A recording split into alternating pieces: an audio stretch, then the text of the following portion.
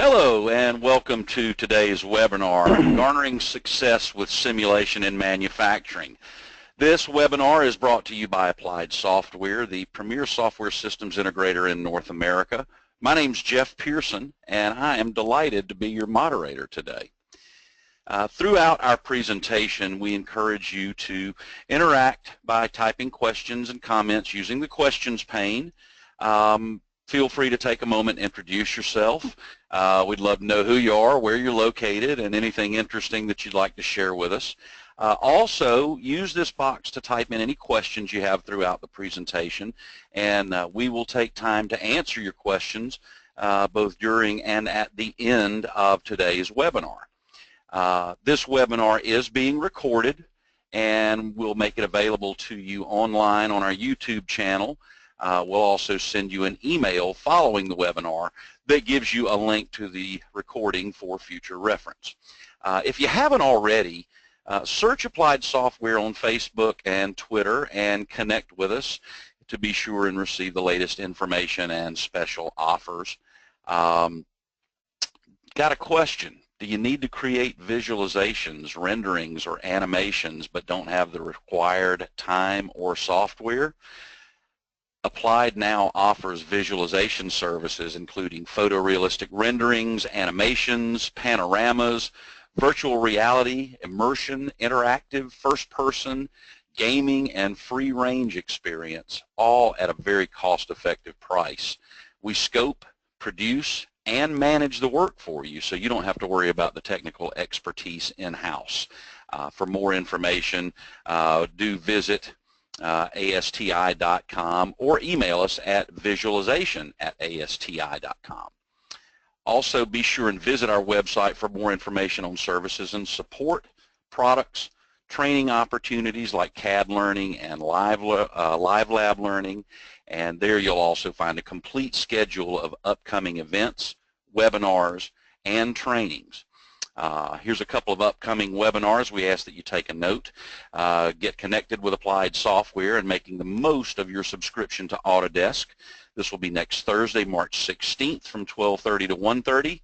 And then on April 11th, Panzura Cloud Storage, the missing piece to Vault from Manufacturing. Very informative webinar. So look forward to seeing some of you there in those sessions as well. Also, upcoming events, a lot of fun. Connection at Dave & Buster's, big data, big games, big fun. This will be on Tuesday, April 18th at Dave & Buster's in Marietta, and we hope that you can join us for this exciting and fun event. At the conclusion of today's webinar, a survey will pop up, and we ask that you take a moment to complete the survey, and we'll enter you into a $25 Amazon gift card giveaway, but you have to complete the survey to be entered into the drawing. So with that, I am very pleased to introduce today's speaker/instructor, Vince Adams. Vince has been a consultant, instructor, and advocate for FEA and product design for over 20 years. He's written 3 books on the subject, including the popular Building Better Products with Finite Element Analysis, as well as numerous articles for Desktop Engineering and Design News magazines. Vince has been an invited speaker and instructor with engagements literally all over the United States, Europe, South Africa, and Asia, and was nominated by peers to lead the founding of NAFMES North America, and was selected by this organization to the founding member list for the International Professional Simulation Engineer Program based on his career contributions to the simulation industry. Prior to focusing on simulation, Vince was a design engineer and engineering manager, accumulating numerous patents, many due to novel uses of FEA at the time, and learning firsthand the importance of properly applied simulation for improved innovation. Vince currently leads the initiative for growth and development of simulation at Autodesk globally. So we're very, very pleased and honored to have him joining us today as your esteemed presenter. So with that, I will turn the floor over to you, Vince. Well, thanks, Jeff. I guess that sets the bar pretty high, so I'll do my best to kind of live up to the hype. I'd like to thank everybody for coming, and I appreciate your taking the time out of your busy day to learn a little bit more about how simulation can make your design process more effective. And really what we'll be focusing on today is, if we cut to the agenda, how to create a simulation culture and how to manage that to greater success versus simply just using simulation as a tool when something breaks. So I'm going to be following the old adage that viewers can read faster than I can talk, so I won't be reading some of the larger slides verbatim, focusing more on key topics to try and keep the conversation moving so that it stays fresh, and certainly we'll have time at the end if you have any questions as we go.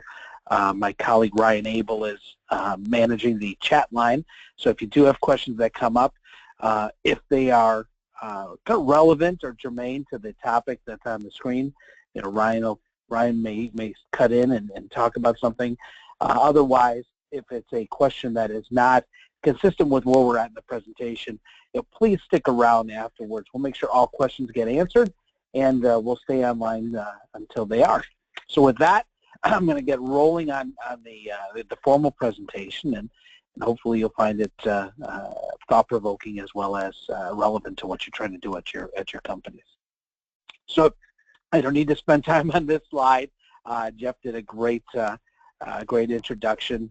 Probably the thing I'll update is I've been doing this, both using it and supporting it and teaching it for almost 30 years now. I could probably update that bio sheet, but really have uncovered a lot of great processes, and I've seen a lot of bad things, and try to make it my mission to make sure we all learn from the good and avoid the bad. So if you've had the opportunity to attend one of the Autodesk Future of Making Things seminars, I think you'll see some consistent messaging. But if you haven't, I highly recommend you contact Jeff and Applied and sign up for one of these sessions or attend maybe one of the online events in the Future of Making Things. But Autodesk is taking a pretty bold approach to predict the future of engineering and manufacturing and basically developing products. And there are three primary areas that are changing throughout the world to redefine the way we make products. One is demand. Customers are becoming more demanding of customization. They're looking for the best product, and the best product for them. They're not satisfied with just pulling a design off the shelf or product off the shelf. They want it tailored to their specific needs. And products need to be adapted to handle the connectivity that's happening in the industry today. That we have access to with the internet, smart products that can tell us when they're ready, products that can tell us when our clothes are done, our lights are left on, our garage door is open, and we need to stay on top of that with new and novel ways to address this need for more information. And then on top of that, in addition to innovative, customized products that are smarter, we need to look at ways to make these products to address this uniqueness that's coming forward, additive being a big part of that, but collaborative, flexible, make anywhere sort of concepts are taking over in the industry, and companies need to jump on that. What does that have to do with simulation? Well, the fact of the matter is, innovation is probably the key concept that flows across those three areas. And companies think of innovation as kind of a design element. It's it's a big thinking sort of concept, but in reality, it's an important driver of competitive advantage at organizations. Any company can buy software, any company can buy machines. How do you apply this concept to improve and find new ways of doing things? Like the phone, the iPhone wasn't the first phone out there, obviously, but it changed the world in making a phone that does other things. In fact, I joke, why do we even call it a phone anymore? I probably use mine as a phone for about 15 to 20% of my total use of that. So it's finding ways to take ideas that we've had before and tailor those to the new demand for customization and the need for more intelligence. And that requires better innovation. And this is inherent in the way you design products. In fact, it's a culture in an organization. If you don't think innovatively, you're going to continue to make things the way you always made them before. So when you move into innovation, this is where simulation becomes critical in the process, because as you do things differently, you're going to have more and more questions, right? How does it work if I make it out of plastic versus steel? If I use an additive process versus subtractive process? If I try to combine functions, add features, allow customers to do things they never did before, can I ensure that this is going to work as intended? And the more customization you do, the more you tailor your products for individual users or personas or demographics, the more testing is going to be required, because each of those demographics may require certain differences in the way a product can operate, or have different requirements on robustness, on longevity, on a number of cycles, on ability to handle catastrophic events, which is going to put more and more strain on your ability to answer these questions using physical prototypes. In fact, more strain on your ability to answer these questions after the design is completed. We need technologies, we need tools, we need ways to be able to ask these questions, all these questions on the screen, very early in the design process, so that we don't put our company in a position where we've got a product that we can't sell. There comes a point, and we'll talk about this later, there comes a point in the design process where any changes are going to create havoc on the profitability of a project. And as we become more customized and more highly accelerated, faster and shorter time to market, we can't afford finding out problems late in the design process. So simulation will only be successful as part of this innovation process if the people doing the design, people making the decisions, can get the answers they want quickly. If it takes too long, often one of the criticisms of simulation, if it takes too long, it just won't get done. People will say, well, I'm going to trust I get it right, versus using a thorough engineering process to ensure that processes and design decisions, materials, operational features are doing what we expect them to do. And we believe wholeheartedly, and I'll show you some examples as we go through this, how this can't happen unless you've integrated the design and simulation tasks. Unless you bring the ability to ask questions into the process of design itself, those questions won't get asked. The design will be finished, and a lot of people will be crossing their fingers, crossing their toes, and hoping for the best. And to make that happen, you need software tools that support this process. At Autodesk, and this is the one commercial slide we have, we've recognized this, and what we've done is we've broken up our simulation portfolio into what we call Upfront Engineering. Probably the primary topic of conversation is using simulation as an upfront tool to make better decisions. We've also identified that there is need for more advanced material analysis. When we get into the future of making things, we're going to put more and more reliance on complex engineered materials to be able to solve our problems. They may require more focus, more depth of simulation, so we have certainly tools that are growing to make that more, more accessible to design engineers, but we're not neglecting the upfront engineering requirements.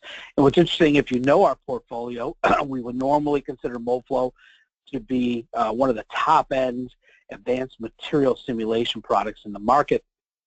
But I'd like to point out that we have a product in the MoFlow family called Advisor, which is designed specifically for engineers to be able to ask questions up front. It's one thing to say, I'm going to combine features in a plastic parts, which was my background actually, but another to combine features in a way that can actually be manufactured. We highly recommend that anybody that's involved in plastic part design have access to Autodesk MoFlow Advisor to be able to ensure that decisions they make will play out into the manufacturing process. So the software tools must support the process, but the fact of the matter is the tools are available. Anybody can buy them.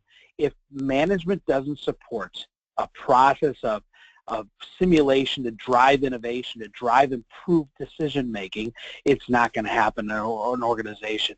As I said, I've been doing this for about 30 years, both as a user and then a manager in that same company of my users, and then as a support engineer, a trainer, educator, application engineer, salesperson. And the companies that are successful and really allow simulation to impact, to improve the way they develop products is in a top-down approach where managers say, we can't afford to not do this.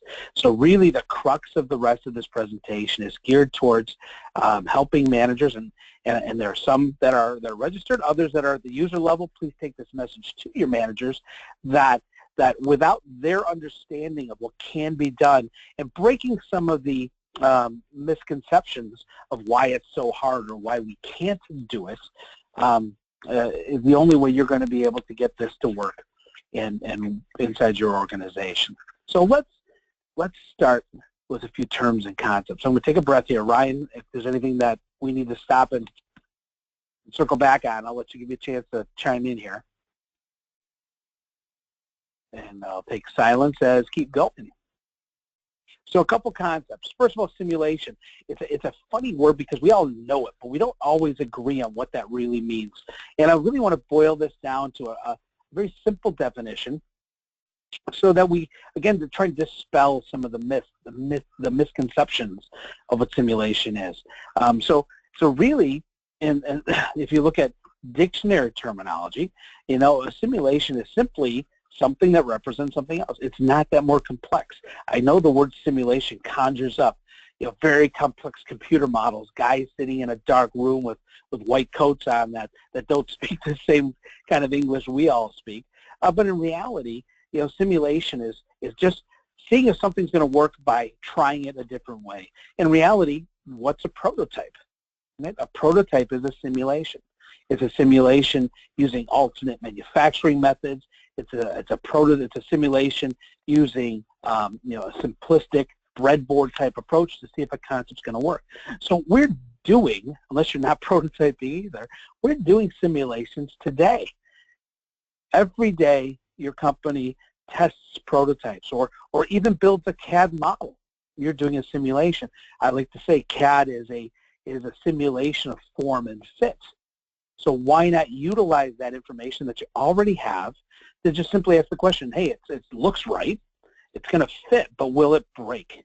It's a small step, not a huge leap, but a small step in leveraging the data you've already created.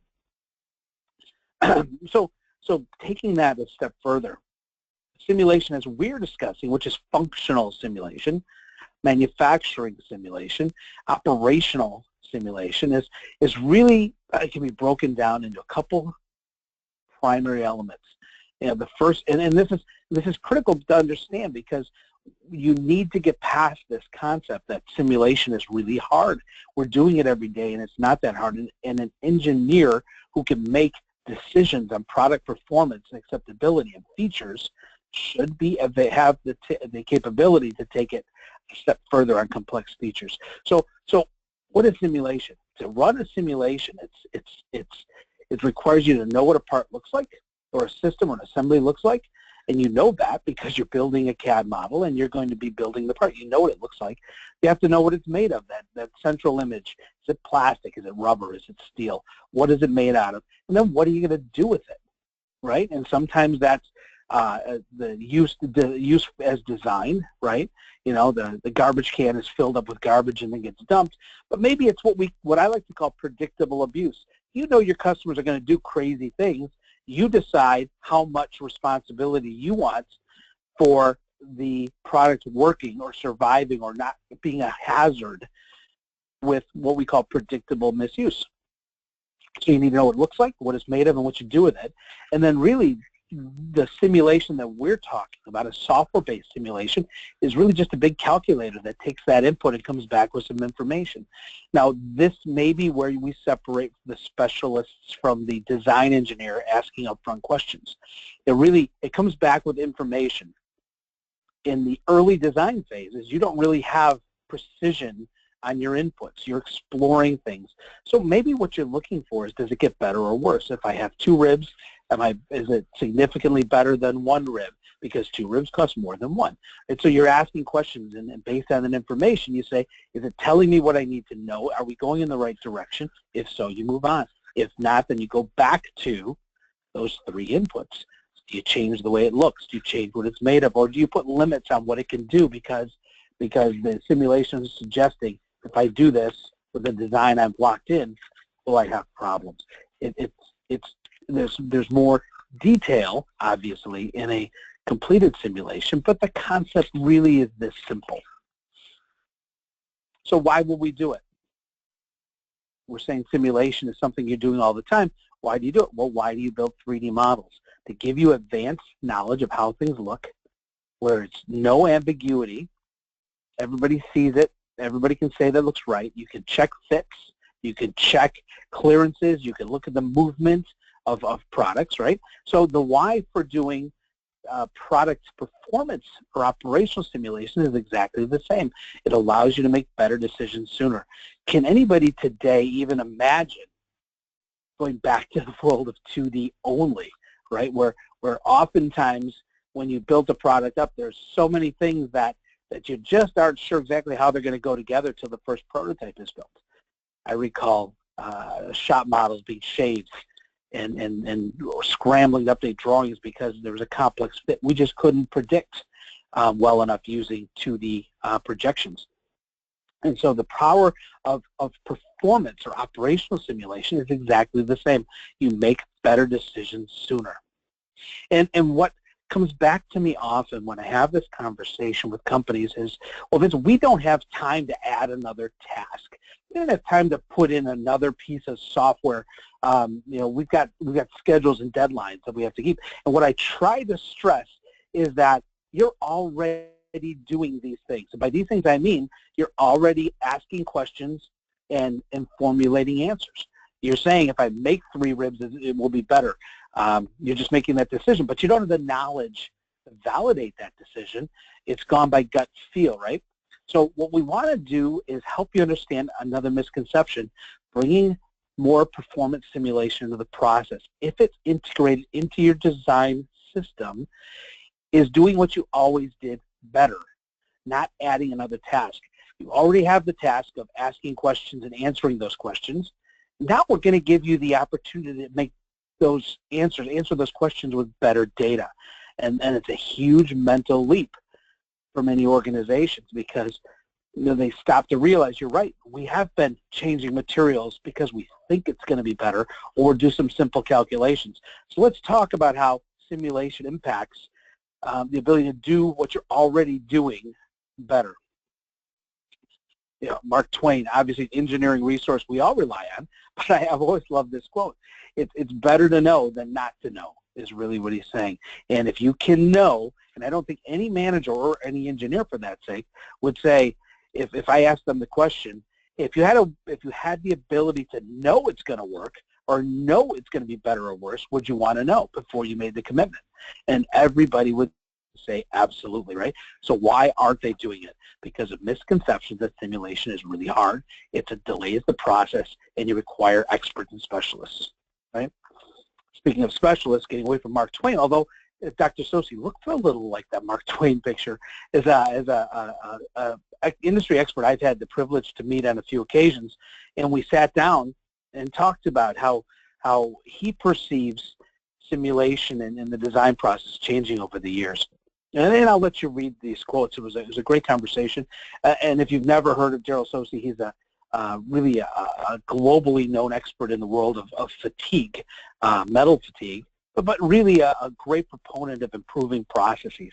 And the couple things, if you go down to the last bullet point, is he honestly believes the best way to improve profitability and efficiency and effectiveness in the design processes, get as close as you can, as fast as you can.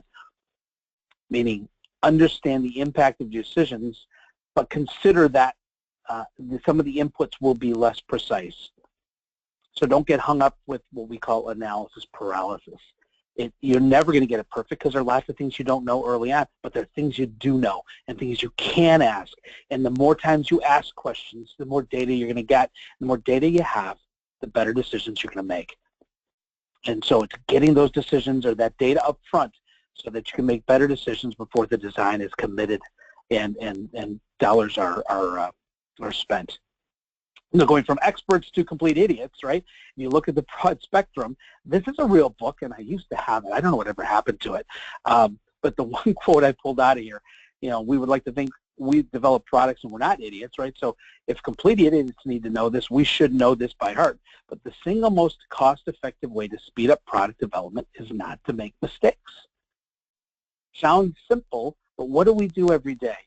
When we make a decision on number of bolts, number of ribs, sheet metal thickness, do we weld it? Do we glue it? Do we manufacture it using traditional subtractive? Do we move to additive? We're making decisions without really knowing what the impact of those decisions are. Consequently, mistakes happen. They're inevitable. But things we can do to minimize the number of mistakes we make is going to allow us to improve the overall process tenfold, 100-fold as we move forward. So how do you know you're making the right questions? So think now, how are you getting answers if you're not using simulation? I doubt that many of you use a magic 8-ball and shake it. And if you don't know what that is, I've got one on my desk because I do use it, in management decisions here on Autodesk. I'm kidding. But sometimes it's not that far away from shaking the magic 8-ball and finding out what it says to use, right? So we'll look at something that worked before. Hey, it worked before. Let's make it a little bit, since we need to double the load, let's just make it twice as thick, right? That's a big guess because oftentimes structural responses are second or third order functions and they don't necessarily behave the way they did before. Inertias, dynamics come into play that may invalidate what we might call a rigid assumption as mechanisms move. It's a dangerous way of making decisions. Sometimes we'll use spreadsheets. And I've done some and been involved in even more so, some of the more complex spreadsheets, but they take a huge level of assumptivity, a number of assumptions to be able to put things down into that level where the real world is 3D, it's complex, and the interactions between parts aren't as you might always expect. Similarly with hand calculations. Hey, they're the mainstay of engineering, and I'm a big fan, but the fact of the matter is, and we'll see on a slide coming up, they have a limit. And understanding what those limits are, and understanding you've got ways to go beyond those limits without having to become a PhD, without having to be a specialist, are available to you. Obviously, we test. It's expensive, it's time-consuming, but often thought of as easier than doing simulation because of these misconceptions that we talked about earlier. And then, hopefully, more and more these days, people are going to use simulation. But let's talk about the traditional methods, hand calculations, basic empirical calculations. Fantastic if your part has a geometry and a loading that conforms to a closed form solution. With the basic F over A calculation in the first image, if you use simulation for that, you probably overkill. Throw in a single hole, your stress concentration factors are still easy to estimate, but boy, it doesn't take much more than those couple little holes in the third image to say hand calculations go out the door. You probably spend more time trying to superimpose multiple equations of predictions than it would be simply just throw this up inside Inventor, pop it open in Nastran InCAD, and ask the question that far. So I would always, when I give this presentation live, and I can't see if you hold your hands up, but how many people make products that are more complex than that third image? I'm guessing all of you. So assuming we can simplify a complex part or complex assembly down to a hand calculation all the time is really an archaic concept. We need to know what these equations, and you're not going to be as skilled at interpreting simulation results if you don't understand stress is F over A. But taking that to real parts and real world assemblies does require the sophistication that is now available to you in a really easy to use form, right? And is it any different? These are a couple calculations that most of you, I would guess, have done either in college or since, cantilever beam. I can do the calculation for the stress at the root of the base of the beam, and if I run the simulation, I get the same answer, off by less than 0.5%. I have a stepped shaft, and what's the stress in the root fillet? Less than 0.1%. If I look at the spherical pressure vessel, I can compute exactly what the stress should be in the outer fibers of that spherical pressure vessel, and I can get the exact same number with a very, very simple stress analysis. But if you take a look at the upper right-hand corner, what do you see? The hand calculation for the shell matches the stress analysis, but is that really the point of interest? And this is interesting. It's an example that I did for a customer years ago. Yeah, they can hand calculate the stress in the shell, but what about the nozzle? Where would I be concerned about a problem on this design? Certainly not in the shell. The stress in the nozzle is significantly higher, and that doesn't drop out of a hand calculation so easily, even with a very simple filleted shape. In reality, our shapes get more complex than that, and we're never going to be able to pull that out of the hand calculation. This simulation took me all of about 1.5 minutes. And I know from doing these equations, even just finding the right equation takes longer than 1.5 minutes as I rip open my Working Young, right? Or Machiner's Handbook. So we know that it gives the same answers. We have the confidence. Companies like GM and Ford and Boeing are using this every day. They wouldn't be using this on products that can cause great harm to society if they didn't trust the technology. You don't have to validate that it works. Plenty of organizations have shown it works. You just need to move forward. But then I also hear back, hey, we don't need design simulation. Our stuff is simple, right? I hear, oops, let's go down. We say our parts never break. If you say that, you're either way over designing and leaving a lot of money on the table, or you've got a bad feedback loop from the field.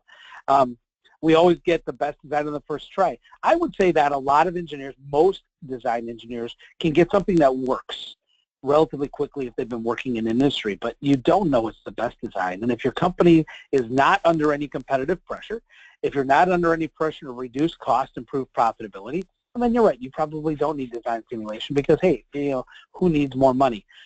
I haven't met a company that really doesn't need to improve the processes. I also been here, we always over-design, so we don't need design simulation. But then under scrutiny, they realize they don't know if it's over-designed or not. I always make my sheet metal twice as much as I think because we can afford that. We've got the margin for it. And I ask them, well, how do you know that's enough? Well, they don't. Then they come back to our parts never break. Tells me they probably don't know what's happening out in the field. They don't need it because they think it takes too long and they can get it done faster. And I'm here to tell you that it only takes too long if you're using a tool that's not integrated into the design process and your team has not been trained to make better decisions faster, something that we and through Applied can help you be more successful at it. And a couple other points that I hear, people say we don't know how to use it. In today's world of CAD integrated simulation, really that's for lack of a better word, kind of a cop-out. It's really easy to use, and then the technology is getting smarter to the point where you can build assemblies and as opposed to trying to guess at loads and constraints and make it effective from day one.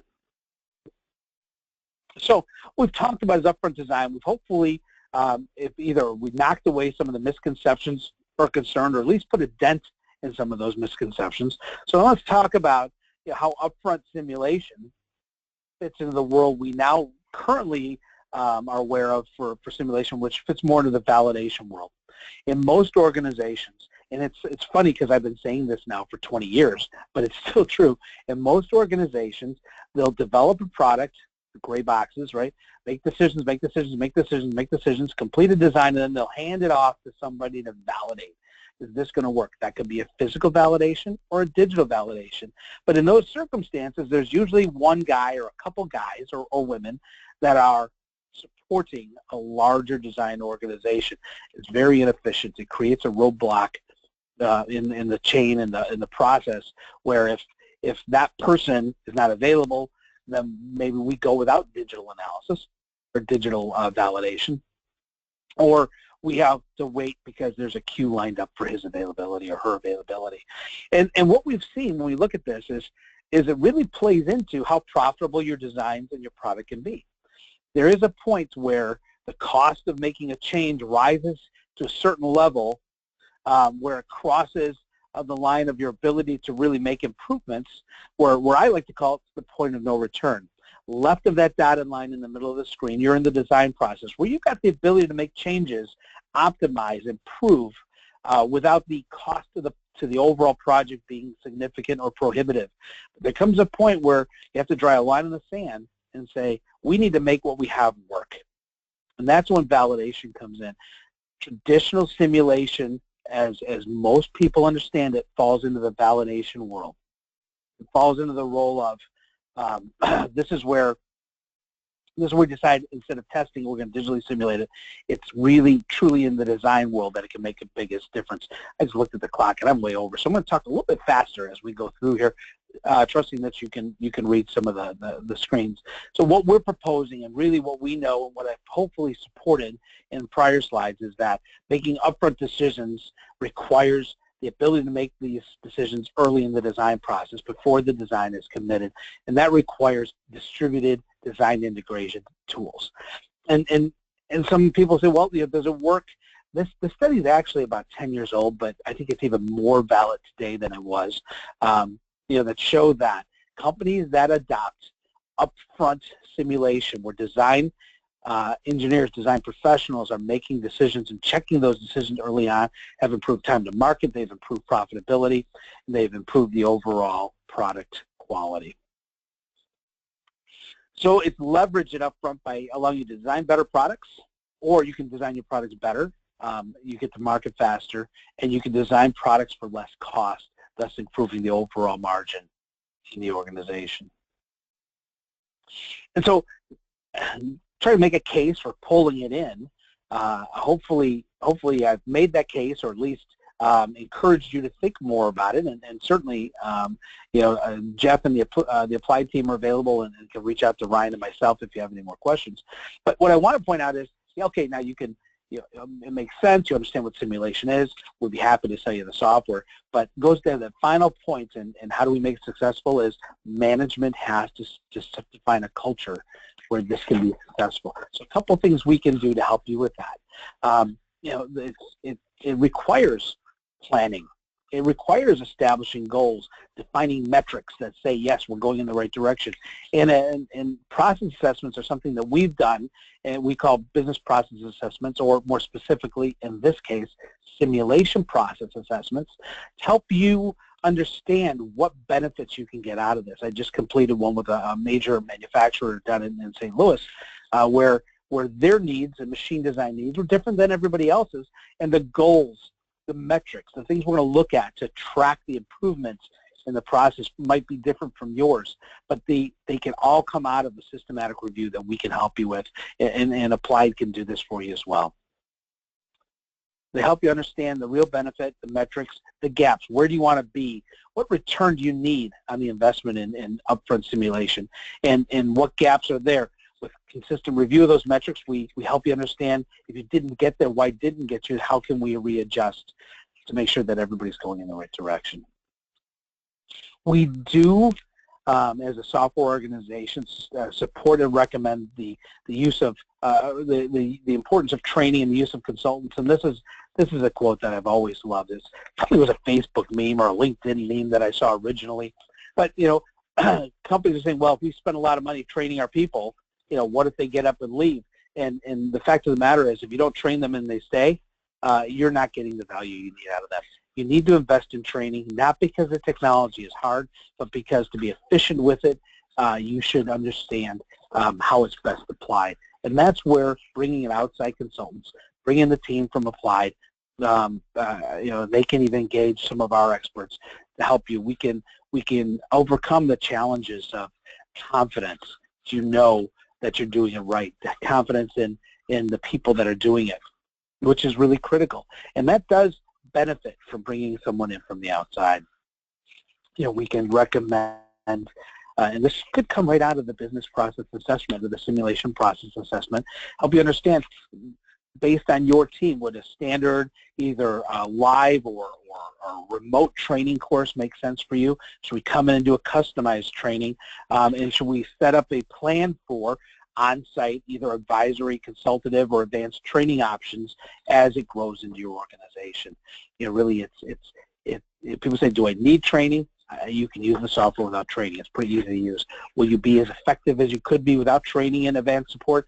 I would say probably not. And it should be part of the overall process, your plan to make this part of your organizational process, and build a simulation culture.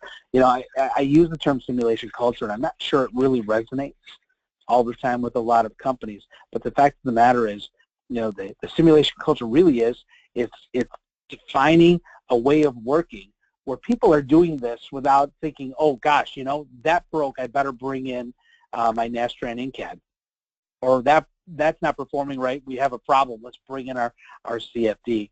We want companies to get in the habit of checking these things as they go, right? Not asking permission to start utilizing the software. Make it really part of their DNA, is to be asking better questions and getting better answers versus asking the questions they're asking now and really answering them with gut feel. And the other important aspect that a manager can do to promote a simulation culture is to remove roadblocks. I've often believed that a manager's most important role is to get things out of the way so our talented engineers, our talented designers can do their job versus having to overcome corporate hurdles and process hurdles. So it's helping them have the right tools, investing in the hardware that they need, providing the cloud access required for larger simulations or optimizations, and let them, you've hired people that are good for the right reasons, get out of their way and let them do their job. And this is really where the best thing you can do to improve that simulation culture is provide them the tools and give them the room to run with them. So it's kind of wrapping up. What makes design analysis or design simulation work? Number one is it's got to be supported by the management. You, the managers, or your managers need to say, yes, better decisions up front are going to improve the overall profitability of my project, and I need to focus some effort on that. And focus that effort as a systematic, in-process tool versus simply just, well, I can't figure out whether this is going to work or not, so I'm going to use the simulation tool. If you have one license and it's on one subscription, it's on one engineer's desk, it's not going to be pervasive. You need to make sure everybody making engineering decisions has access to the tools to check those decisions as they go along. And then check them. Don't just assume it's going to be checked. Ask your engineers, how do you know? How do you know? How do you know? How do you know that's going to work? How do you know you shouldn't have done this? And make them justify it by saying, I checked it using Nastran InCAD or CFD, and saw that if I make it anything but this, it gets worse. Then you know, for future generations of products, why you want to make things the way you make them. So, kind of leave with the words, that I've heard years ago as a young design engineer. The proof is going to be in the prototype. We know it works when we build the prototype and it works. I would say the risk you have if you're not doing upfront simulation is building the wrong prototype. Even if it works, was it the best? Could you have made improvements? Could a slight variation in manufacturing make the whole house of cards come tumbling down? You can't check these things physically. You can check them and more with upfront simulation. So what can you do today for your organization? Take a hard look at how your engineers, or yourselves, if an individual contributor, how are you making decisions? Are you assuming that your historical knowledge is sufficient? Well, it may have been if you don't do anything new. If your company is being driven to innovate by market pressures, you need new ways of answering questions you never asked before. And don't assume the way you've always done it is okay. I promise your competition doesn't. And if you don't step up and look for continual improvements in your process, you're going to get left behind. I highly recommend you to work with either ourselves or with Applied Software to engage in the simulation process on it. Let us come in and help you. These are things we don't charge for. And we want to help you understand, be a valuable partner of ours, that what the benefit is and how you can apply this technology to be more successful. And then plan today to empower your team to make better decisions. Not add a task to their overloaded day, but allow them to do what they already do better, faster, to improve the overall profitability of the projects. So I guess with that, I actually came in kind of right about where I wanted to be, 45 minutes. And with that, I'm through with my preaching. And I guess I'd like to open it up to questions and see if there's anything that I talked about you want me to get into a little bit more, with a little bit more detail. Anybody still there? Yep, and I'm looking here at our questions pane just to see what the audience may have for you, Vince. Looks like we've got a shy group today. Not a problem. Jeff, anything you saw that you want me to elaborate a little bit more on, or let this stew for a while and then we'll reach back out to everybody later?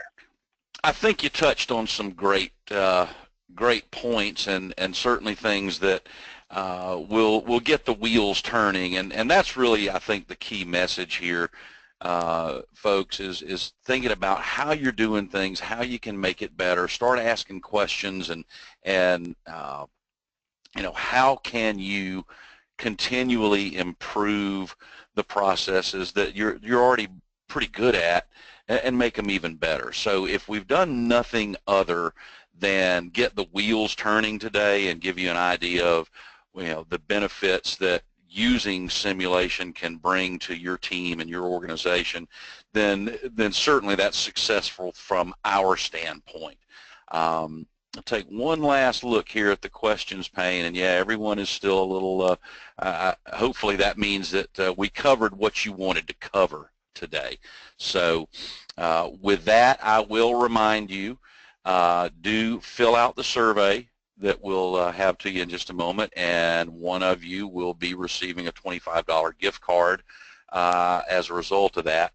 And as Vince alluded to, don't hesitate to reach out to any of us, the team at Autodesk or the team here at Applied, with any thoughts, ideas, questions, anything that we can bring information, bring value to what you guys are doing. We are more than happy to work with you in that regard.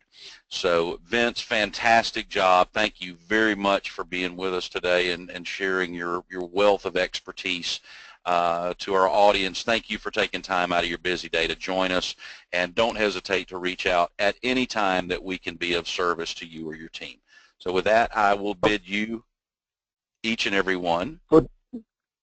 And Jeff, I'd like to say thank you for the opportunity to speak to your team and your customers and partners. I certainly open to come back if necessary for questions.